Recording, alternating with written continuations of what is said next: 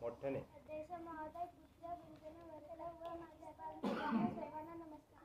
भारत हा केवळ एक देश नाही, त्यामध्ये घराण्याचे कुटुंब आहे. त्यामुळे प्रजासत्ताक दिन आपणासाठी खूप महत्त्वाचा आहे. आपल्या देशाचे संविधान 26 जानेवारी 1950 पासून लागू झाले.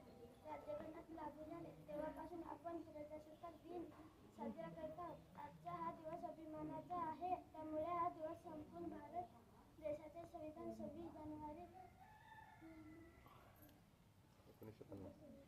1950 पासून लागू झाले. राज्यघटना लागू झाले तेव्हापासून आपण प्रजासत्ताक दिन साजरा करत आहोत. देशासाठी जन्म आपुला, सेवा आपुले काम, चंदन घेऊन प्रणाम